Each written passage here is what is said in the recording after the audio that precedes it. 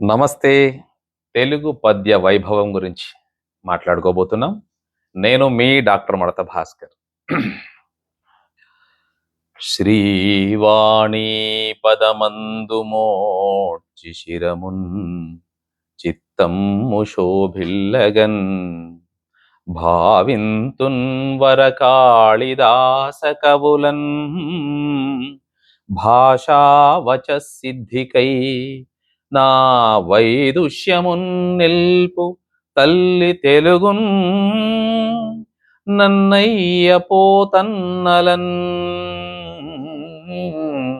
ఆ వాగ్దేవిని వేడుకొందు మదిలో ఆనంద సంవర్ధినిన్. తెలుగు పద్యం నన్నయ్య నుండి నేటి అభినవ దాశరథి దూరవేటి చెన్నయ్య వరకు తెలుగువారి లోగిళ్లలో, తెలుగు బడులలో, పలుకుబడులలో పరిఢవిల్లుతూనే ఉన్నది, పరిమళిస్తూనే ఉన్నది. నన్నయ్యకు చాలా కాలం క్రితమే తెలుగు పద్యం ఉన్నదని శాసనాల ద్వారా మనకు తెలుస్తోంది. తెలుగు పద్యం అంటే తెలుగువారి ఆస్తి, తెలుగువారికి మాత్రమే దక్కిన ఒక వైభవం. తెలుగు పద్యం తెలుగువారి సంస్కృతి సంప్రదాయాలలో ఒక భాగం. చిన్ననాడు ఓ పద్యం చెబితే చదువొచ్చినట్లుగా భావించేవాళ్ళు. ఆ మాటకొస్తే పండితులే కాకుండా పామరులలో తెలుగు పద్యము రాని వారెవ్వరూ ఉండకపోయేది. వేమన పద్యాలు, పోతులూరి వీరబ్రహ్మం గారి పద్యాలు, భక్తరామదాసు గారి పద్యాలు, శతక పద్యాలు, ఎన్ని పద్యాలని. పాండవోద్యోగ విజయాలలో తిరుపతి వెంకట కవులు రాసిన పద్యాలు. బావా ఎప్పుడు వచ్చి తీవు సుఖులే భ్రాతల్ సుతుల్ చుట్టముల్ మీ వాల్లభ్యము పట్టు సుయోధనుడు మన్నీలున్ సుఖోపేతులే జెండాపై కపిరాజు ముందు సితవాజి శ్రేణియున్ గూర్చి చెల్లియో చెల్లకో తమకు చేసిన ఎట్టి యగ్గులున్. ఎన్ని పద్యాలు! ఈ పద్యాలకు అర్థం తెలియకపోయినా ప్రతి తెలుగువారు వాళ్ళ పనులు చేస్తూ ఈ పద్యాలు వాడుకునేవాళ్ళు.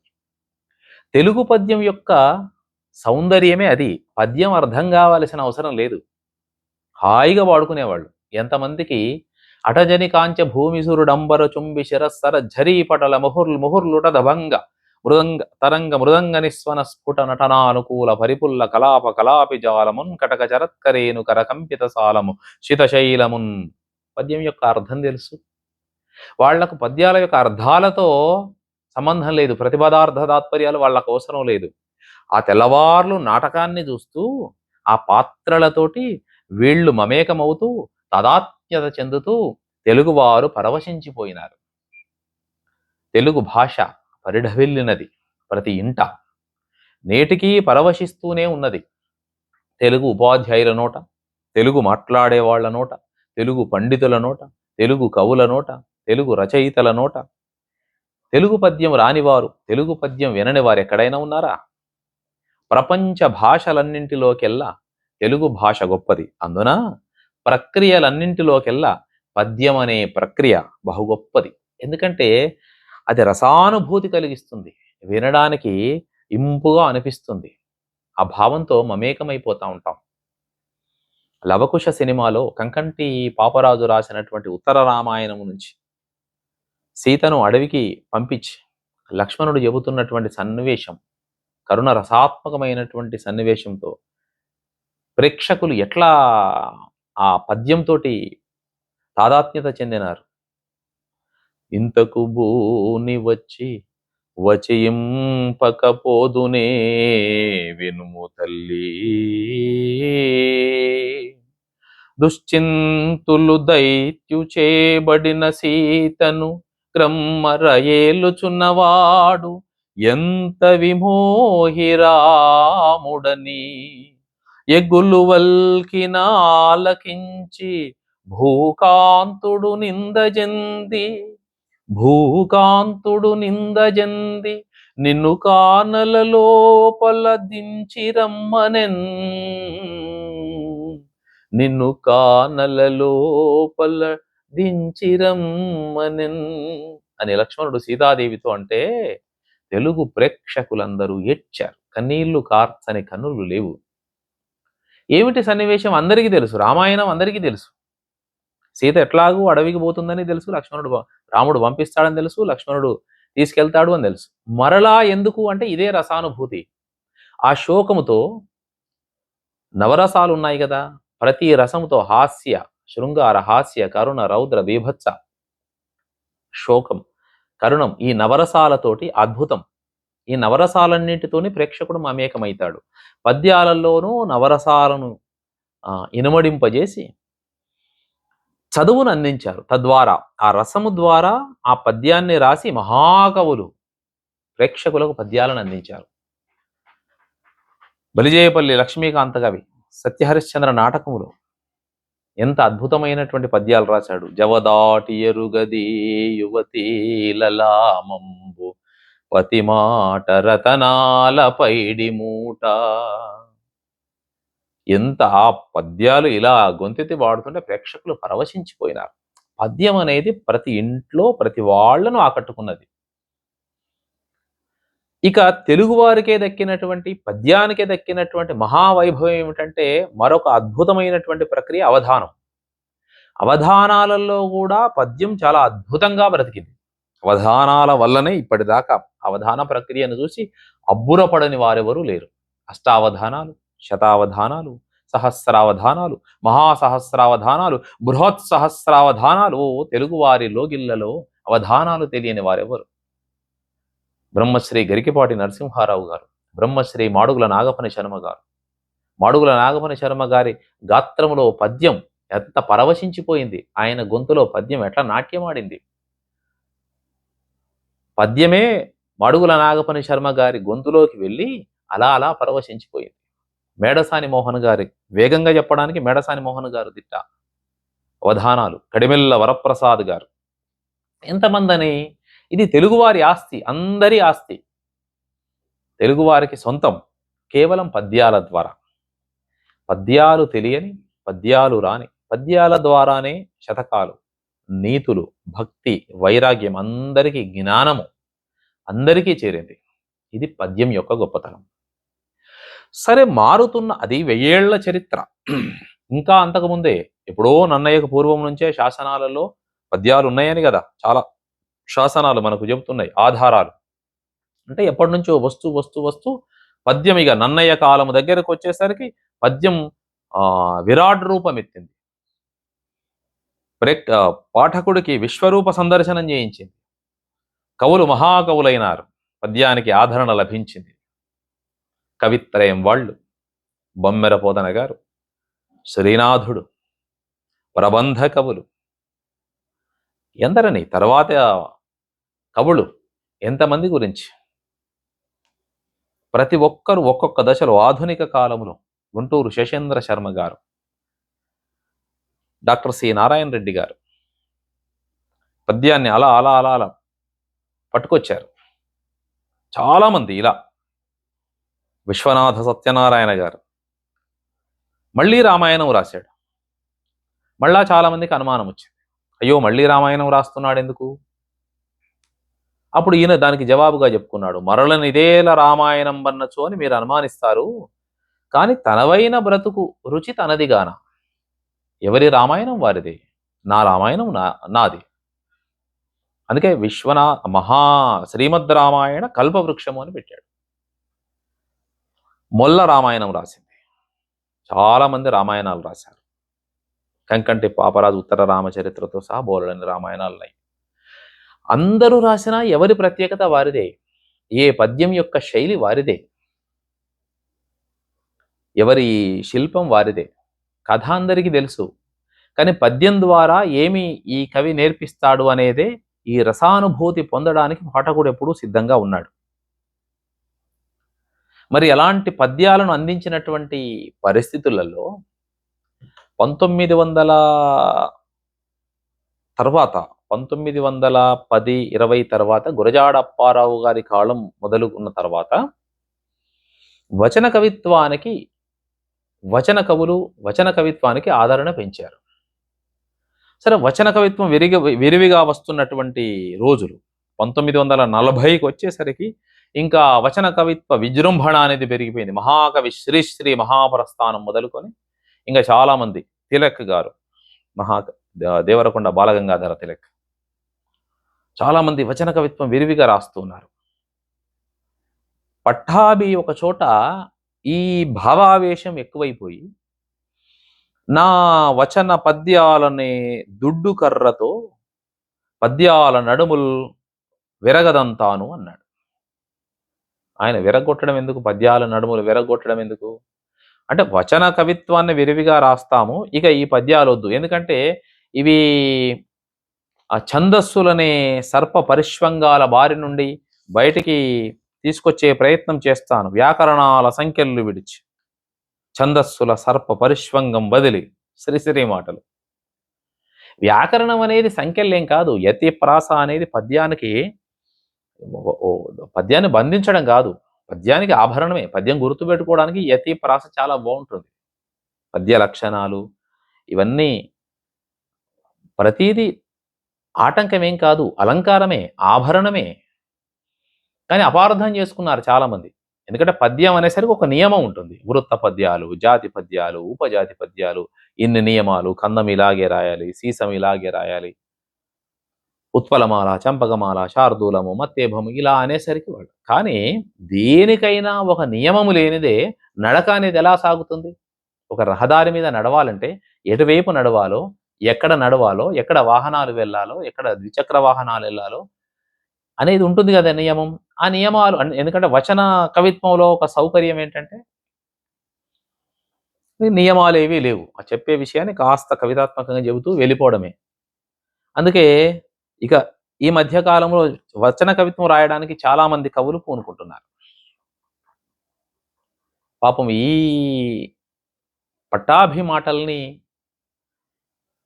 విన్నటువంటి కడిమెల్ల వరప్రసాద్ గారు, మహాసహస్రావధాని, చాలా బాధపడ్డారు. తెలుగునాట పద్యానికి ధైర్యం కల్పించి, పద్య కవులకు ధైర్యం కల్పించినటువంటి పద్యం ఇది.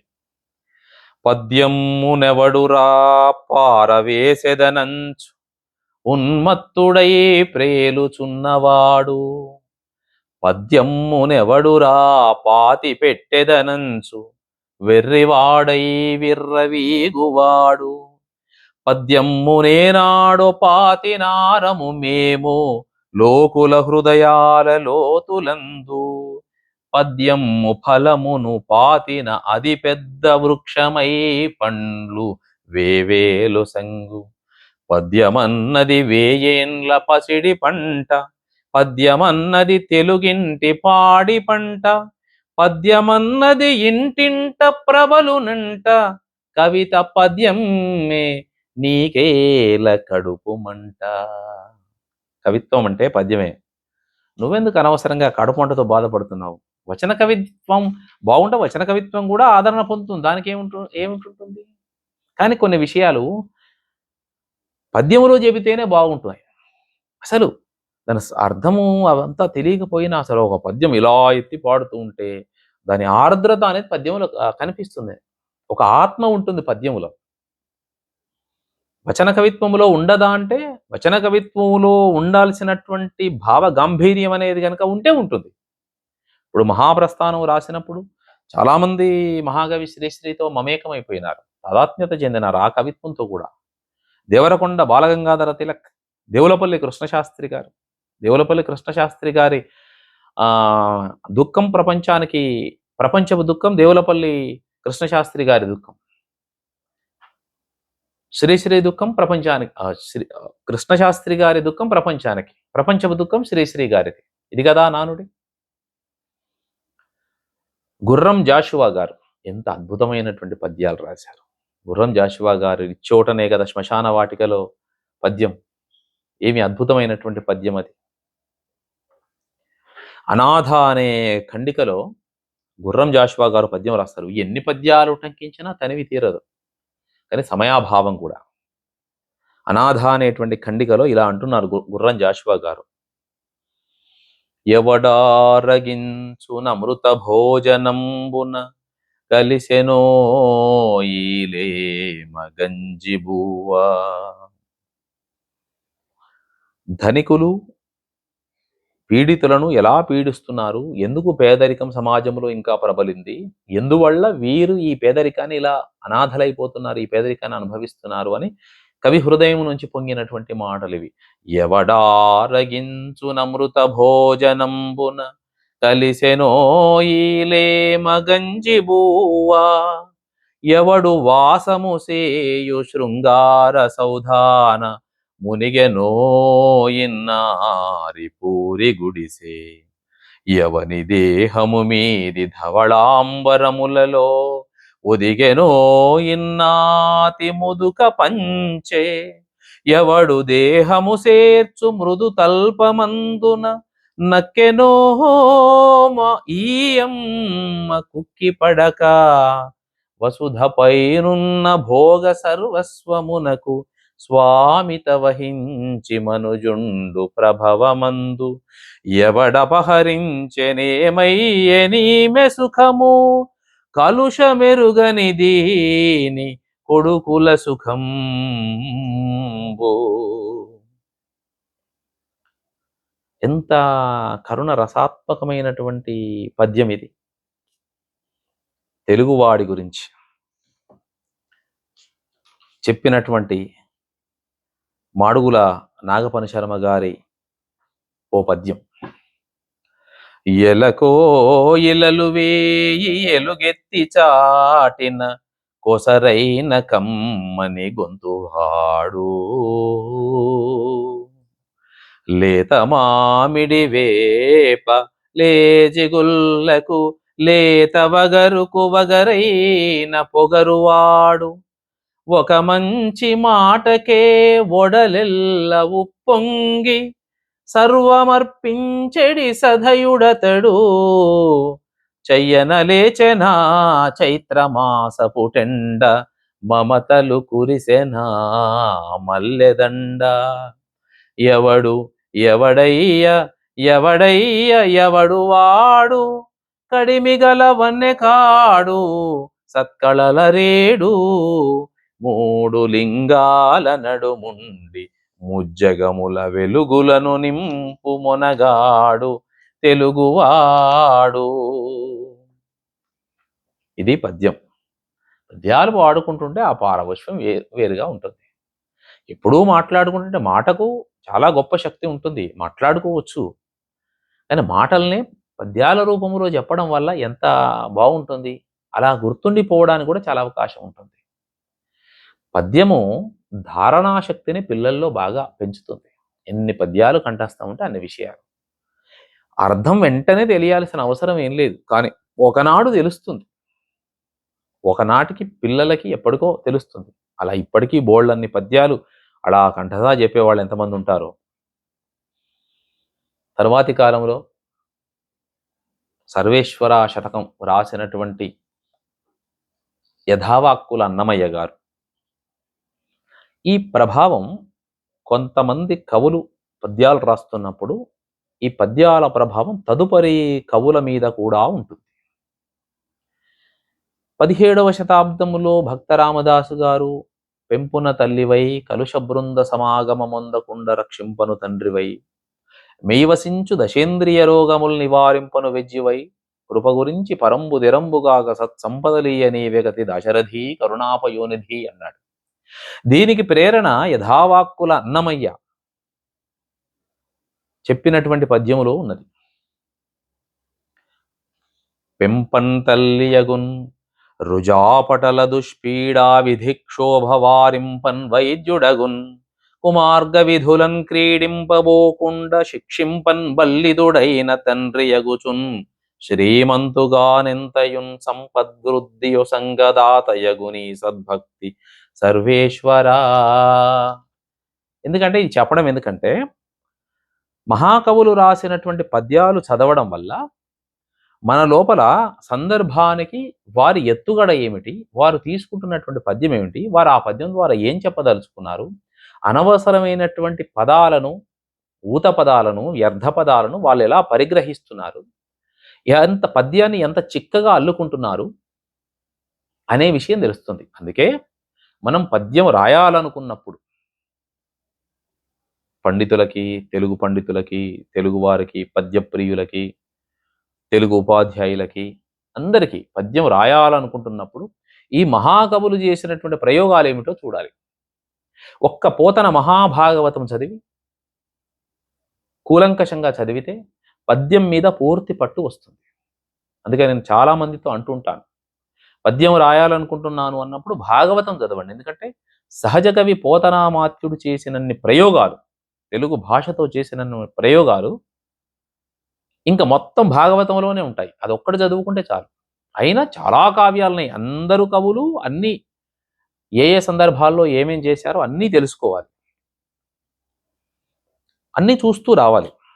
శరభాంకలింగమా శతకంలో శరభాంకుడు ఇలా అంటున్నాడు. ఇది చాలా తెలుగు వాళ్ళల్లో నోళ్లలో నానుతున్నటువంటి పద్యమే. ఇక్కడ ఉటంకించడం కోసం, గుర్తు చేయడం కోసమే ఉటంకిస్తున్నాను. పెట్టక కీర్తి లేదు, వలపింపక నింతికి నింపు లేదు, తాదిట్టక వాదు లేదు, మరి ధీరత వైరుల సంగరంబులన్ గొట్టక పేరు లేదు, కొడుకొక్కడు లేక వరంబు లేదు, ఆ పట్టపు రాజుకైన ఇది పద్ధతి శ్రీ శరభాంకలింగమా. అంటే లోకములో ఉండే వ్యవహారాలు, నానుడులను వీరు కవులు ఎలా ప్రయోగించారు అనేది తెలుస్తుంటుంది మనకి. ఇక భారతానికి వద్దాం. కవిత్రయములో ఒక సందర్భాన్ని గుర్తు చేసుకుందాం. పద్యం ఎలా రాయాలి? ఉత్పలమాల, చంపకమాల, శార్దూలము, మత్తేభం. నేను ఈ విషయాలన్నీ మన పాఠ్య పుస్తకాలలో 6వ తరగతి నుండి 10వ తరగతి వరకు ఉండేటువంటి పాఠ్య పుస్తకాలలో ఉండేటువంటి పద్యాలు నేనన్నీ చదివి యూట్యూబ్లో ఉంచడం జరిగింది. ఇంకో మాట, పద్య పఠనం మెళకువలు అని నేను 7 భాగాలుగా పద్యాన్ని ఎలా పఠించాలని 7 భాగాలుగా చేసి నేను యూట్యూబ్లో ఉంచడం జరిగింది. అందుకే నేను అక్కడ ఉటంకించిన పద్యాలు ఇక్కడ కాకుండా కొన్ని విషయాలు మాత్రమే ప్రస్తావిస్తాను. ఉత్తర గోగ్రహణం సందర్భంగా తిక్కనామాత్యుడి పద్యం విరాట్ పర్వంలో, ఉత్తర గోగ్రహణానికి వస్తున్నాడు అర్జునుడు. ద్రోణాచార్యుడు చూశాడు అర్జునుడిని. ఆ రోజుతో సమయం అయిపోయింది. ఇప్పుడు ఈ గోవుల మందను మరలించడానికి వస్తున్నటువంటి అర్జునుడు ఎలా కనిపిస్తున్నాడు? ద్రోణాచార్యుడు గుర్తుపట్టాడు. వచ్చేది సింహం, బృహన్నల వేషంలో ఉండేటువంటి అర్జునుడు వస్తున్నాడు. ఈ అర్జునుడు ఈ కౌరవ సైన్యం మీద పడడానికి వస్తున్నట్టు సింహం మాదిరిగా వస్తున్నాడు. అప్పుడు ఈ సైన్యం అంతా మేకల వంటి వాళ్ళు. ఇక్కడ పద్యం చెప్పాలి. ఎంతకాలం ఎదురు చూశాడు అర్జునుడు, పాండవులు 13 సంవత్సరాల నుంచి ఎప్పుడెప్పుడు వీళ్ళ వెంటబడాలని చూస్తున్నాడు, వీళ్ళని ఎట్లా అంతమొందించాలని చూస్తున్నాడు. తిక్కన గారు ఇక్కడ పద్యం రాశారు. ఇక్కడ పట్టుకుంటే, ఈ సందర్భాన్ని పట్టుకుంటే మనకు సందర్భానికి తగినట్లుగా నవరసాలలో పద్యాలు రాయడం ఎట్లాగో తెలిసిపోతుంది. సందర్భం కోపం, దుంకాలి. సింహంలా ఉన్నాడు అర్జునుడు. ఎలా దుంకాడు? శార్దూల పద్యం రాస్తున్నాడు తిక్కనామాత్యుడు. ఎందుకు? శార్దూలం అన్నా సింహమే, శార్దూలం పులి. సింహంలా దూకుతున్నాడు కదా, మరి అలే పులిలాగే దూకాలి, సింహంలాగే దూకాలి. సింగంబాకటితో గుహాంతరమునంజేట్పాటుమై నుండి మాతంగ స్ఫూర్జిత యూధ దర్శన సముద్యక్రోధమై వచ్చునోజన్ కాంతార నివాస ఖిన్నమతి అస్మత్సేనపై వీడవచ్చన్ కుంతీసుత మధ్యముండు సమరస్థేమాభిరామాకృతిన్. సింగం అన్నప్పుడు పదం కూడా దూకింది చూడండి. సింగం అక్షరాలు కూడా దూకినాయి. అర్జునుడు దూకినాడు. అది గమనించింది ద్రోణాచార్యుడు. అక్కడ ఏదో కరుణరాసాత్మకంగా చిన్నగా పద్యం ఎత్తుకుంటే సందర్భాన్ని బాగా చెప్పినట్టుగా ఉండదు. అంటే ఔచిత్యం కనబడదు. ఔచిత్యం అనేది ఎత్తుకునే ఛందస్సులోను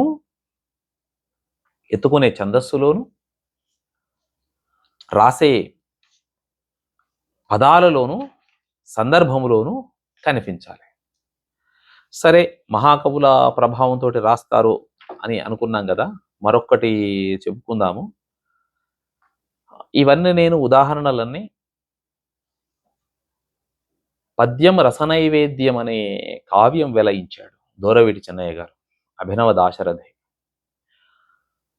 తాను చాలా శ్రమపడి మొత్తం తెలుగు సారస్వతాన్ని మధించి 1000 ఏళ్ల తెలుగు సారస్వతాన్ని కుదించి చక్కగా సేకరించి పద్యం రసనైవేద్యం అనే ఒక కావ్యంలో రాశారు వ్యాసాల రూపంలో. నాకు అదొక మంచి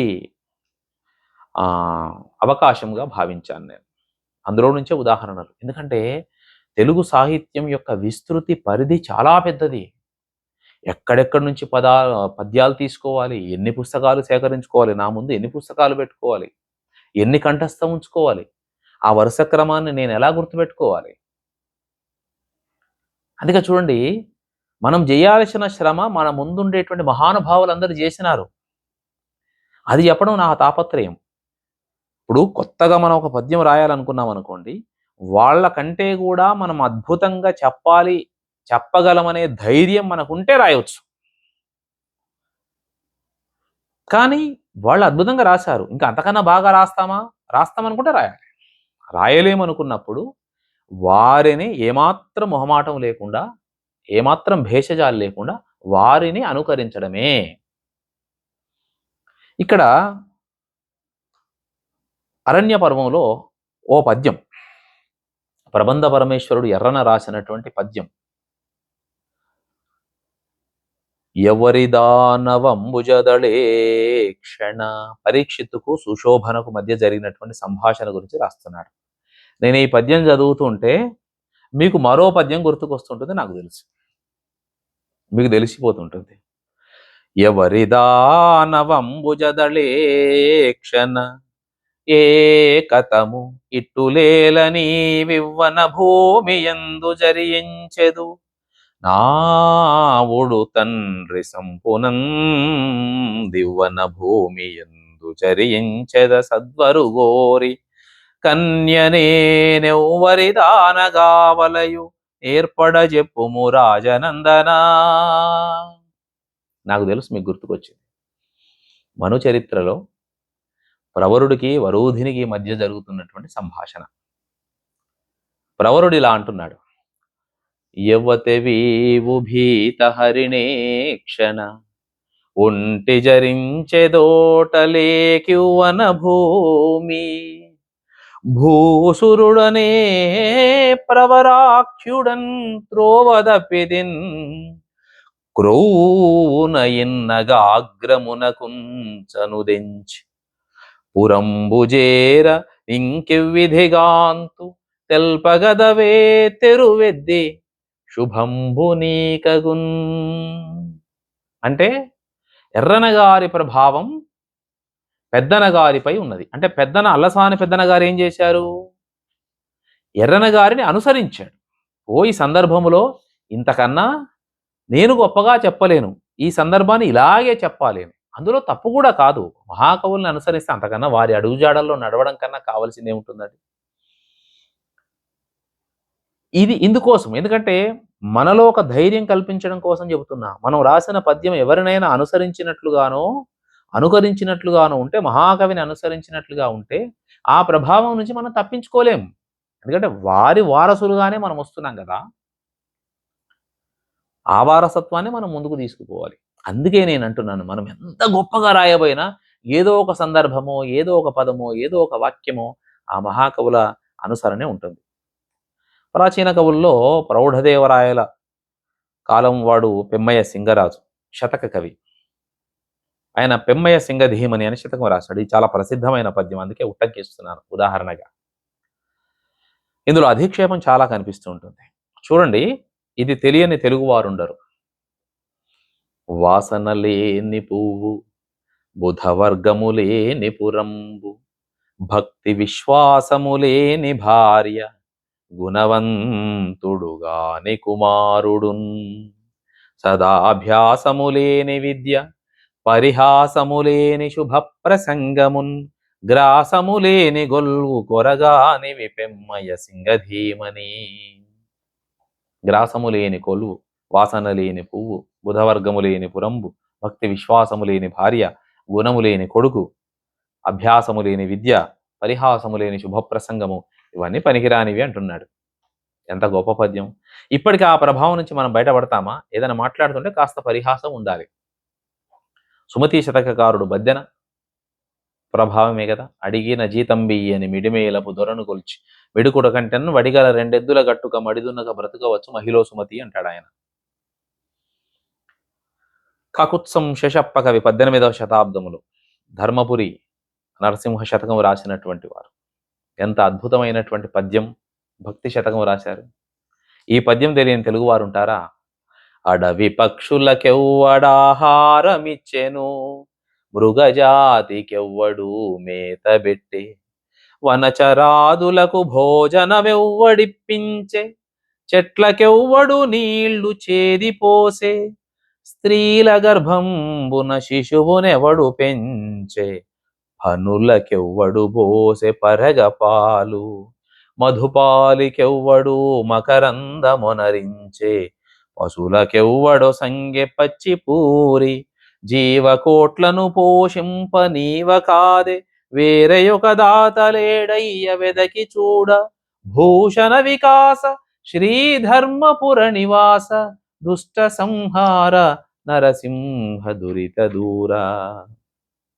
ఈ పద్యం నుంచి ఎవరైనా తప్పించుకోగలరా? ఈ పద్యం తెలియకుండా మొత్తం తత్వం అంతా, భక్తి అంతా, ఏవో నేను చేశానని మానవుడు కొట్టుకుంటున్నాడని, మనిషి లోపల గర్భములో శిశువుకు ప్రాణం పోసింది ఎవరు అని ప్రశ్నిస్తున్నాడు.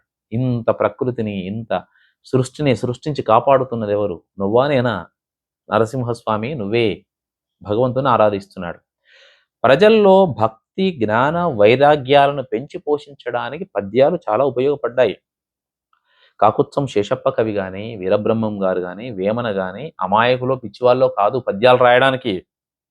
వాళ్ళు పద్యాలే ఎందుకు రాసినారు? ముఖ్యంగా వేమన గారు ఆట వెలది ఎందుకు రాసినారంటే, తేలికగా ఉండే పద్యాలు ప్రజలు గుర్తుపెట్టుకోవడానికి బాగుంటాయి. పద్యాల్లో చెబితే వాళ్ళకి ఇప్పటికీ వాళ్ళకి పద్యాలే ఉటంకిస్తారు.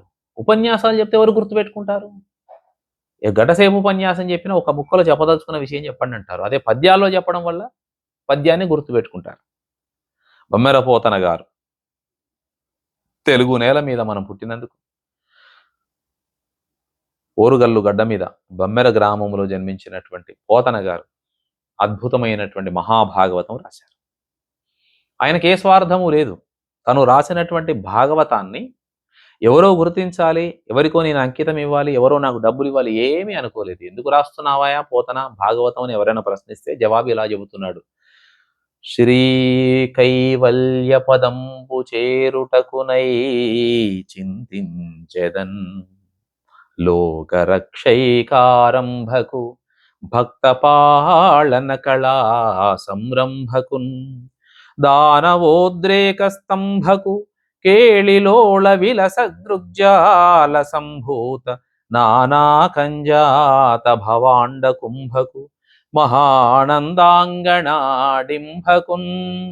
ఏమాత్రం గర్వం లేకుండా నేను కైవల్యం పొందడానికి రాసుకుంటున్నాను, మీరు చదివితే చదవండి, లేకపోతే లేదు.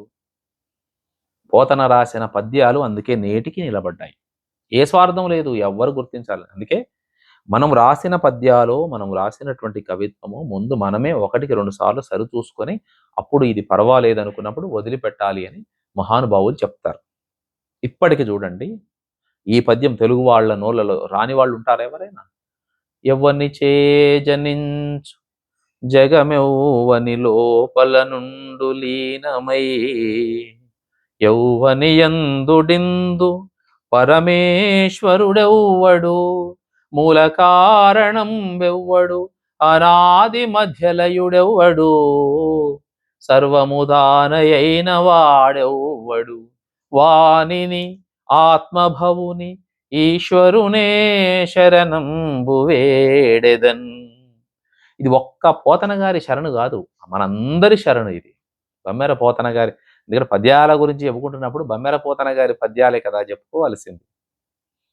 అమ్మా మన్ను తినంగనే శిశువునో ఆకుంటినో వెర్రినో నమ్మన్ జూడకు వీరి మాటలు మదిన్ నన్నీవు కొట్టంగ వీరి మార్గంబు ఘటించి చెప్పెదరు కాదేనిన్ మదీ హాస్యగంధం మునాఘ్రానమున్ చేసి నా వచనముల్ తప్పైన దండింపవే. చిన్ని కృష్ణుడిని మన్ను తిన్నావా అన్నది యశోద. తినలేదమ్మా, నీ చేత నన్ను కొట్టించడానికి వీళ్ళు చెబుతున్నారని చెబుతున్నాడు, జవాబు చెబుతున్నాడు కృష్ణుడు. ఈ పద్యాన్ని కాదని ముందుకు పోగలమా మనం? చూసింది యశోద. నోరు తెరిచి చూసినప్పుడు శ్రీకృష్ణుడి నోటిలో 14 లోకాలు కనిపించినాయి. కలయో వైష్ణవమాయయో ఇతర సంకల్పార్థమో సత్యమో తలపన్నేరక ఉన్నదాననో యశోదాదేవిగానో పరస్థలమో బాలకుడెంత ఈతని ముఖస్తంభయ్యజాండంబు ప్రజ్వలమై ఉండుటకేమి హేతువో మహాశ్చర్యం వై మహాశ్చర్యం చింతింపగన్. సందర్భానికి తగినట్టుగా రాస్తాడు. ఆశ్చర్యపోయింది. కలయో ఆశ్చర్యపోయినప్పుడు అంటాం. చూడండి మీరు ఎత్తుగడ కూడా. కలయో వైష్ణవమాయయో, ఆశ్చర్యం పదాల్లోనే తీసుకున్న భావంలోనే ఆశ్చర్యం. ఇతర సంకల్పార్థమో, ఆశ్చర్యార్థకము ప్రశ్న గుర్తులు ప్రతి పదం పక్కన కూడా పెట్టుకోవచ్చు. అది పోతన గారి శైలి. వెతుకుతున్నారు శ్రీకృష్ణుడి కోసం గోపికలు. ఇక్కడ ఎలా రాస్తాడు మరి? ఉత్పలమాలలో రాస్తాడు. నల్లనివాడు పద్మనయనం బులవాడు కృపారసంబుపై జల్లెడువాడు మౌళి పరిసర్పిత పింఛమువాడు నవ్వు రాజిల్లెడు మోమువాడొకడు చెల్వల మానధనంబు తెచ్చెనో మల్లియలార మీ పొదల మాటున లేడు గదమ్మ చెప్పరే, మీ పొదల మాటున లేడు గదమ్మ చెప్పరే.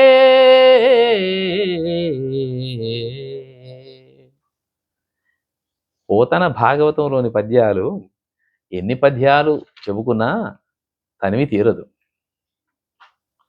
పారిజాతాపహరణములో నంది తిమ్మన పారిజాత వృక్షాన్ని తీసుకొచ్చి కృష్ణుడు రుక్మిణికి ఇచ్చాడు. అది సత్యభామ కోపం వచ్చింది. అక్కడ నారదుడు కొన్ని విషయాలు మాట్లాడాడు. అది చెలికత్తె విన్నది. ఇప్పుడు చెలికత్తె వచ్చి సత్యభామకు చెబుతున్నది, అమ్మా ఏం జరిగిందో తెలుసా? ఇగో పారిజాత వృక్షాన్ని తీసుకొచ్చి పెద్ద భార్య రుక్మిణికి ఇచ్చాడు. ఇప్పుడు ఎట్లా చెబుతోంది చెలికత్తె.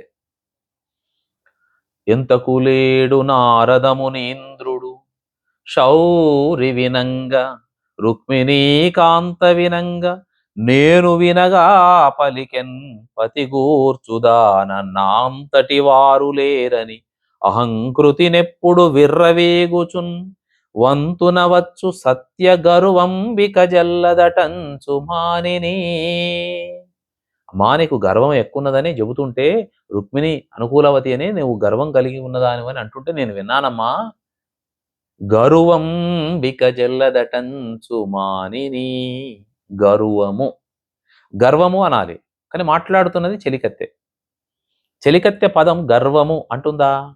ఎందుకంటే వారికి చదువు వచ్చే అవకాశం లేదు, వాళ్ళ భాష లాగా ఉంటుంది. గర్వము అని చెప్పాడు. ఇది ఔచిత్యం అంటే పాత్ర ఔచిత్య భాషణ అంటారు దీన్ని. అంటే ఒక పాత్రతోని మనం పలికిస్తున్నప్పుడు ఆ పాత్ర ఎలా మాట్లాడుతుందో ఆ పాత్ర పాండిత్యం కలిగి ఉన్నదా, పాండిత్యం లేనిదా, పామర అంశ ఉన్నటువంటి వాళ్ళ అది చూసుకొని చెప్పాలి. అట్లా మళ్ళీ వెంటనే అది వినగానే సత్యభామ కోపంతో దిగ్గున లేచింది. ఈ సందర్భాన్ని కూడా మనం పద్యం చదువుతూ ఉంటే, ఊరికే పద్యం చదువుకుంటూ ఉంటే అక్కడ ఏదో దృశ్యం జరుగుతున్న దాన్ని మనం ఈ కళ్ళతో చూసినట్లుగా పద్యం ద్వారా ప్రతిబింబం చేస్తాడు. అనవిని వ్రేటు వడ్డ ఉరగాంగనయున్బలె నేయవోయ భగ్గున దరికొన్న భీషణ హుతాశన కీలయనంగలేచి.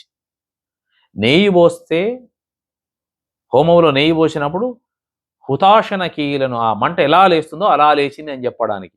నేయివోయ భగ్గున దరికొన్న భీషణ హుతాశన కీలయనంగలేచి హెచ్చిన కనుదోయి కెంపు తన చెక్కుల కుంకుమ పత్రభంగ సంజనిత నవీన కాంతి వెదజల్లగా గాద్గద కిన్న కంటియై. ఇది ఔచిత్యంతో నడిపించేటువంటి, రాసేటువంటి పద్యాలు. ఇవన్నీ చదువుకోవడం వల్ల ఏంటంటే మనకు, ఓ మహాకవులు ఇలా రాశారు, మనం ఇంకెలా రాయాలి అని. ఒక్క మాట పద్యాలు అన్నప్పుడు గుర్రం జాషువా గారి మరో పద్యం చెప్పుకోవాల్సిందే, ప్రసిద్ధమైనటువంటి పద్యం. ఇది తెలుగు వారికి, ప్రతి ఒక్కరికి తెలుగు పద్య వైభవానికి కేంద్ర బిందువు లాంటి పద్యం ఇది. ఎందుకంటే మహాకవులు ఆయా కాలాలలో అద్భుతమైనటువంటి పద్యాలు రాసి వెళ్ళిపోయినారు. ఆ పద్యాలు అలా నిలబడిపోయినాయి. సగరమాంధాత్రాది షట్చక్రవర్తుల అంకసీమను నిల్పినట్టి సాధ్వి కమలనాభుని వేణుగాణ సుధాంబుధి మునిగితేలిన పరిపూత దేహ కాళిదాసాది సత్కవి కుమారులగాంచి కీర్తి నందిన పెద్దగేస్తురాలు బుద్ధాది మునిజనంబుల తపంబున మోద భాష్మముల్ విడిచిన భక్తురాలు సింధు గంగా నదీ జల క్షీరమెప్పుడు కురిని బిడ్డల పోషించుకొనుచునున్న పచ్చి బాలింతరాలు మా భరతమాత మాతలకు మాత సకల సంపత్సమేత మాతలకు మాత సకల సంపత్సమేత. ఆధునిక పద్య కావ్యాలలో కరుణశ్రీ గురించి చెప్పుకోవాలి. పుష్ప విలాపం. నేనొక పూల మొక్క కడ నిల్చి చివాలున కొమ్మ వంచి గోరానెడునంతలోన విరులన్నీయు జాలిగా నోళ్ళు విప్పి మా ప్రాణముదీతువాయటంచు బావురుమన్నవి కృంగిపోతి నా మానసమందేదో తళుకుమన్నది పుష్ప విలాప కావ్యమై.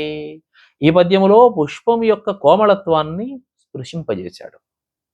పుష్పాలు ఎంత కోమలంగా మాట్లాడతాయో అంతే కోమలంగా పద్యం ఉంది. ఇది సందర్భ ఔచిత్యం. అదే చూడండి, భగత్ సింగ్ గురించి చెప్పాల్సి వచ్చినప్పుడు, దేశభక్తి పద్యాలలో భగత్ సింగ్ గురించి చెప్పాల్సి వచ్చినప్పుడు ఎట్లా చెబుతున్నాడు చూడండి. చెంగున దూకెరా కుపిత సింహ కిశోరము భంగి మా భగత్ సింగ్ బ్రిటిష్ మహాగజము శీర్షముపై నవభారతమ్ములో పొంగులు వారే విప్లవ సముద్రము కట్టలు దాటి ఎత్తెరా మంగళహారతుల్ భరతమాతకు తద్రుధిరారుణాంశువుల్. చెంగున దూకెరా, ఎందుకంటే చెప్పేది భగత్ సింగ్ గురించి. ఎలా చెప్పాలి? చెంగున దూకెరా అని చెప్పాలి. ఇది ఔచిత్యం. అంటే తీసుకునేటప్పుడే వస్తువు ఏ విషయాన్ని మనం మాట్లాడుతున్నాము అని. మనం అనుకున్నాం కదా, శ్మశాన వాటికలో అద్భుతమైనటువంటి పద్యం చెప్పాడు అని. అదొక్కటి చెప్పుకోవాలని అనిపిస్తోంది. ఇచ్చోటనే, ఇది చాలా మందికి బలిజేపల్లి లక్ష్మీకాంత కవి రాశారు అనే భావనలో ఉన్నారు, అందుకోసం చెబుతున్నాను. ఈయన శ్మశాన వాటిక ఖండికలో రాసినటువంటి పద్యాన్ని బలిజేపల్లి వారి ఆ సందర్భం వచ్చినప్పుడు సత్యహరిశ్చంద్ర నాటకంలో హరిశ్చంద్రుడి చేత వాడించారు. ఇది బాగా వ్యాప్తిలోకి వచ్చింది. ఇచ్చోటనే భూములేలు రాజన్యుల అధికార ముద్రికల్ అంతరించే ఇచ్చోటనే లేత ఇల్లాలి నల్ల పూసల సౌరు గంగలో కలిసిపోయే. ఇచ్చోటనే ఎట్టి కైతలు రచించిన కలముని పులలోన కరిగిపోయే. ఇచ్చోట నెట్టి పేరెన్నికల్గొన్న చిత్రలేఖకుని కుంచెయు నశించే. ఇది పిశాచులతో నిటాళేక్షనుండు గజ్జె గదలించి ఆడు రంగస్థలంబు. ఇది మరణదూత తీక్ష్ణమౌ దృష్టులొలయ అవని పాలించు భస్మసింహాసనంబు. ఇది శ్మశాన వాటిక గురించి భస్మసింహాసనము అన్నాడు. శ్మశాన వాటిక గురించి చెప్పాడు కాబట్టి ఈ మాట. అట్లాగే గయోపాఖ్యానం ప్రస్తావన వచ్చింది కాబట్టి గయోపాఖ్యానములో ఒక్క పద్యాన్ని ఉటంకిస్తాను నేను. ఎందుకంటే తెలుగువారి నోళ్లల్లో ఈ పద్యం విశేషంగా నాని ఉన్నది కాబట్టి. అర్జునుడికి కృష్ణుడికి వాగ్వాదం జరుగుతుంది. ఇప్పుడు పద్యాలలోనే వాగ్వాదం నాటకాలంటే. అల్లుడా రమ్మని ఆదరంబున బిల్వ పంపుమామను బట్టి చంపగలమే. అర్జునుడు అధిక్షేపిస్తున్నాడు కృష్ణుణ్ణి. ఓ మీరా, అల్లుడా రమ్మని ఆదరంబున బిల్వ పంపుమామను బట్టి చంపగలమే. జలకేళి సవరించు జవరాండ్ర కోకలనెత్తుకపోయి చెట్లెక్కగలమే. ఇల్లిల్లు తిరిగి వ్రే పల్లెలో ముచ్చిలి మిసిమి ముద్దలు తెచ్చి మృంగగలమే. గొల్ల బొట్టెలగూడి కోలచే కొనిగాన కదువుల నేర్పుతో కాయగలమే. తల్లిదండ్రులు పరులకీదలచు కన్య బలిమిమై తెచ్చి భార్యగా బడయగలమే. దుష్టులను వంక వీరుల ద్రుంపగలమే. అనపరాధుల దండింపనరుగగలమే. ఒకరినొకరు అధిక్షేపించుకుంటా ఉంటే చూడడానికి వినడానికి బాగానే అనిపిస్తూ ఉంటుంది. ఎందుకంటే అనుకున్నాం కదా, ఒకరినొకరిని అనుకోవాలి అంతే. అది ఎందుకో తెలియదు. సరిగ్గా అలాంటి మాటనే శ్రీరామాంజనేయ యుద్ధంలో, తాండ్ర సుబ్రహ్మణ్యం గారు రాసినటువంటి శ్రీరామాంజనేయ యుద్ధంలో ఆంజనేయుడు రాముడితో అంటున్నాడు యుద్ధ సన్నివేశంలో, సీతమ్మ జాడ మీ చెవి వేయమైతిమా నాటితో రామాయణంబు సున్నా. సీతమ్మ జాడ మీ చెవి వేయమైతిమా నాటితో రామాయణంబు సున్నా. సేతుబంధన చేతగాదంటిమా యుద్ధంబులంకనబద్ధమగును. మైరావణుని ప్రాణమర్మంబు తెలుపమా రావణుండిందాక రాజ్యమేలు. నిశిరాత్రి వేళ సంజీవితేమైతిమా సౌమిత్రి స్వర్గాన సభలు తీర్చు. ఆలు బిడ్డలే మాకు ప్రాణాలటంచు అప్పుడు కిష్కింధ వేడి రామైతిమేని. కదన విజయంపు మాట యుగాలు దాటు ఇంత చేసియు మిమ్ము రవ్వంతయైన ప్రతిఫలం వెంచకుంట మూర్ఖత్వమయ్యే. జాతి లక్షణ మెరుగరే కోతిదగుట ప్రాణ చుట్టంబునేగాదె రామచంద్ర. జాతి లక్షణ మెరుగరే కోతిదగుట ప్రాత చుట్టంబునేగాదె రామచంద్ర. రాముడు ఆంజనేయుడు తిట్టుకుంటూ ఉంటారు పద్యాలలో, కానీ ప్రేక్షకులు సంబరపడుతూ ఉంటారు. భలే అన్నాడు, భలే అన్నాడు, భలే అన్నాడు. ఈ కోతి లక్షణం అని రాముడు ఇతన్ని హేళన చేస్తాడు. ఈ కోతియే కదా మీకు సహకరించిందని ఈయనంటాడు. ఇది నిజమా అబద్ధం పక్కనెడదాం. ఎంత అద్భుతమైన పద్యాలు, మన తెలుగు వాళ్ళు ఎంత అద్భుతంగా ఈ పద్యాలు వాడుకుంటూ రమించారు, ఎంత పద్యాలలో ఆస్వాదించారు. పద్యాలు ఇంత అద్భుతమైనటువంటి పద్యాలు ఇప్పటికీ నేటికి ప్రతిరోజు పద్యాన్ని వినకుండా పాడుకోకుండా తెలుగు పండితులు, పద్యప్రియులు, కవులు, తెలుగు ఉపాధ్యాయులు ఎవరైనా ఉంటారా తెలుగు వాళ్ళు? ఎక్కడో ఒక చోట తెలుగు సభ లేకుండా తెలుగు పద్యం ఎవరైతేనేమి ఎవరైనా గరికిపాటి వారు కావచ్చు, మాడుగుల వారు కావచ్చు, చాగంటి వారు కావచ్చు, సామవేదం వారు కావచ్చు, వద్దిపర్తి పద్మాకర్ గారు కావచ్చు, చాలామంది ఎక్కడో ఒక చోట తెలుగు పద్యం యొక్క సభ లేకుండా ఎక్కడైనా ఉంటుందా తెలుగు నేల? ఇది తెలుగు పద్య వైభవం. ఇన్ని తెలుగు పద్యాలు, ఇన్ని తెలుగు విశేషాలు, ఇంత తెలుగు ధనం. ఈ పద్యమే తెలుగు ధనం. మరి ఈ పద్య వైభవాన్ని ఎప్పుడు దీనికి పూర్తి స్థాయి సార్థకత అంటే, ఒక తెలుగు ఉపాధ్యాయులందరూ తెలుగు పాఠశాలల్లో, తెలుగు తరగతి గదులలో పద్యాలను పరిమళింపజేసినప్పుడు, పరిఢవిల్ల చేసినప్పుడు, రాబోయే మన వారసులందరూ, విద్యార్థులందరికీ కూడా ఈ పద్యం యొక్క ప్రాభవాన్ని అందించినప్పుడు, ఈ మహాకావ్యాలు, అందులోని పద్యాలు, సందర్భాలు, ఛందస్సు, విశేషాలు ప్రతీది అందించినప్పుడు కదా ఇది తెలుగు పద్యవం. ఎంత చెప్పినా తనివి తీరదు. ఓ పూట తెలుగు ఉపాధ్యాయుడిగా, ఓ పూట భోజనం చేయకున్నా పర్వాలేదు కానీ, పద్య ప్రియత్వాన్ని నెరపకున్నా పర్వాలేదు కానీ, తెలుగు పద్యం పాడుకోకుండా, తెలుగు పద్యాన్ని గుర్తు చేసుకోకుండా ఉన్న రోజైతే గడవదు. తెలుగు పద్యం, తెలుగు పద్య వైభవం తెలంగాణలో, ఆంధ్రదేశం అంతటా, ఆ మాటకొస్తే ప్రపంచమంతటా తెలుగు వారెక్కడున్నా ఆ వైభవంగా వెలుగొందాలని, పరిఢవిల్లాలని మనస్ఫూర్తిగా ఆకాంక్షిస్తున్నాను. ధన్యవాదాలు.